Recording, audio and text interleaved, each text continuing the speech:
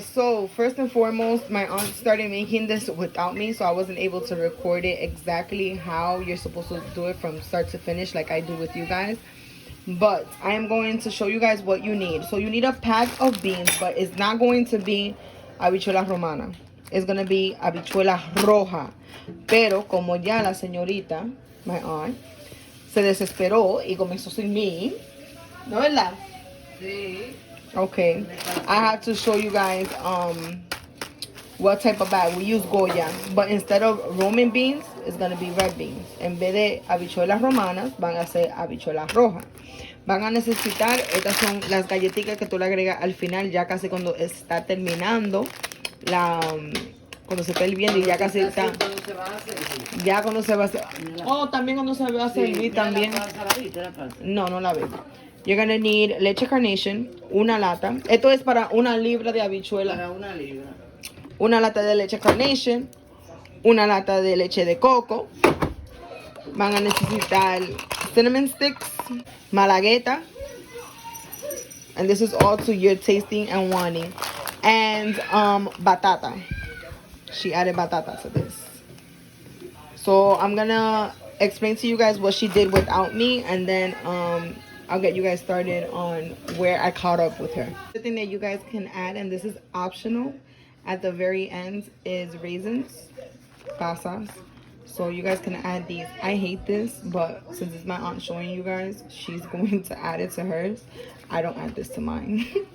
So yeah, this is optional. You guys can add it. Okay, so like I told you guys, my aunt started without me, so I'm going to explain to you guys the steps prior to you guys getting to the step that is showing in the video. So basically what she did was that she grabbed a bag of habichuela roja, and she covered it all the way to the top with water. And what you're going to do is ablandar la habichuela, which is basically soften the beans. So you're going to put it on medium to low heat, and you're going to allow it to boil and for the beans to get soft. And the color that you should get is the color that you see in the video. And once that gets to ablandar, or the beans get soft, you're gonna turn it off and you're gonna let it cool down. So then this is the next step that you're gonna do, which is that you're gonna put it in a blender and you're gonna blend it up, and you're gonna allow it to get as liquidy as possible. Once it gets as liquidy as possible, you're gonna need a colador and another pot, which is the pot in which you're actually going to make your habichuela con dulce. So what you guys are going to do is you guys are going to blend it, and then she's going to show you how you guys put it in el colador. And for those of you who have never used the colador before, what you guys need to do is just put it in the colador, as she's going to show you right now, and you just grab a spoon and you just stir it, so whatever excess big pieces it has, it doesn't get in your habichuela.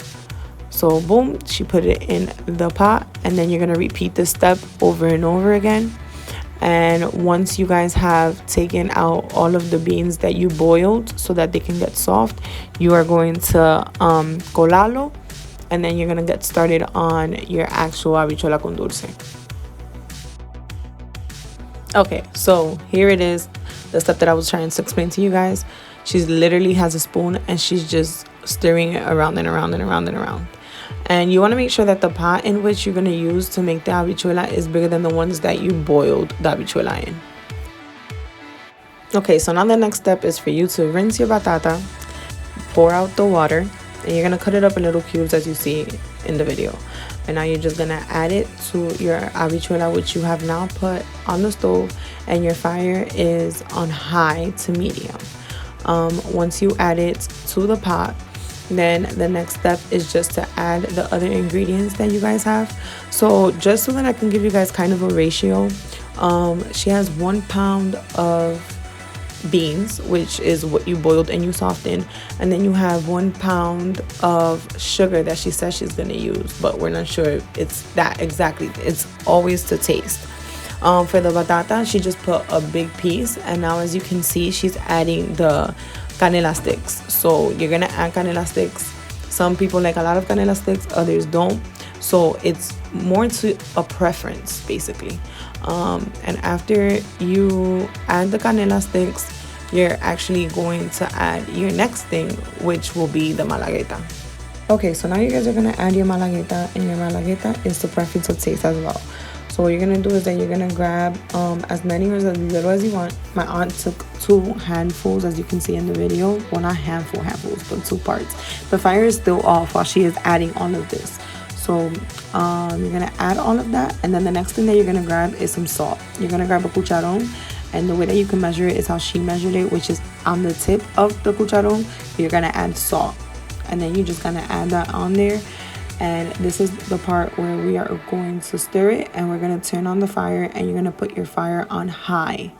You want your fire to be on high until it starts boiling, and then once it comes to a boil, we're going to put our fire to medium high. Okay, so now that the beans are boiling and the batatas in there, and you have everything that I told you to add in there, now you're going to add your leche carnation. She is a savage because there's a can opener in this house. Lord, do it. So you're just gonna slowly, well, not slowly, she's gradually just adding the evaporated milk.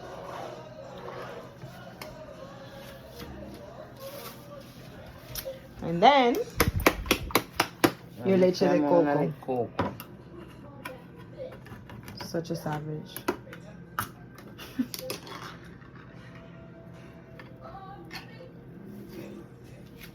Igual la meneamos para que no se... En pegote. Ajá, para que no se vaya a cortar. So that's an important step that you guys need to do. Whenever you're adding the milk or you're adding especially the leche coco, you have to stir it. Hay que menearlo cuando está agregando la leche coco para que no se te vaya a cortar, porque ahí tú puedes dañar todo. Sí. Porque no sé si lo ven ahí, pero la leche de coco tiene los flequitos, eso. Eso se le va quitando mientras va hirviendo. Okay, so now that you've added your carnation milk, well, evaporated milk, and your coconut milk, what you're going to do is that you're going to continue to stir. You're going to stir for a few minutes, maybe like 2 to 3 minutes, just so that you can make the coconut milk thing like dissolve. Once you do that, then we're going to allow it to come to a boil for 10 minutes, and then we're going to start to add our sugar. As you guys can see, she stirred it and stirred it, and the flakes of the leche de coco has gone away.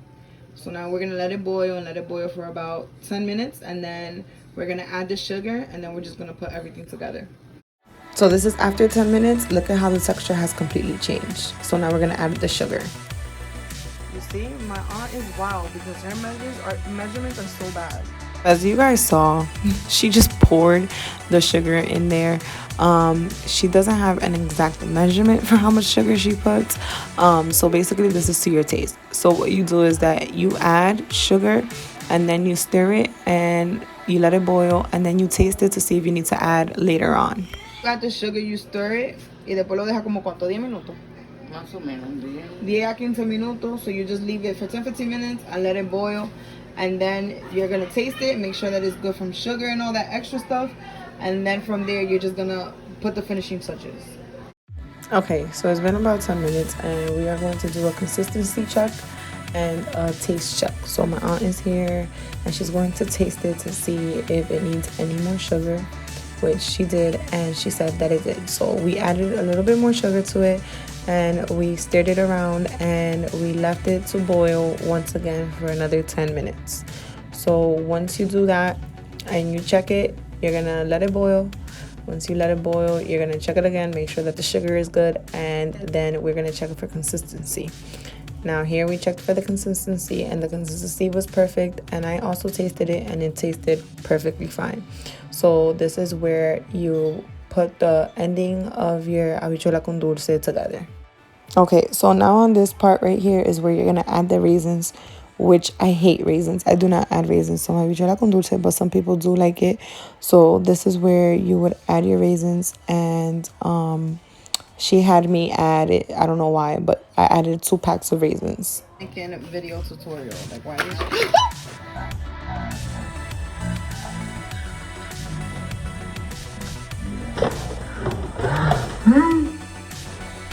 Llegó la caja. ¿Quién fue, Ariana? Se me rebaló la caja. Se me fue para acá. Con todo y la pasta. Tomita. Coño, pero qué muchachita esta. Okay, so after my whole raisin spectacular, you basically add your raisins, whatever you do have left, and after you do add the raisins, what you're gonna do is that you're gonna stir it, and you are basically done. You have your batata, you have your malageta, you have your canela sticks, you have everything that you need in here, and the only thing that you are missing is the cookies, which some people add right now or they add when they plate it. So yeah,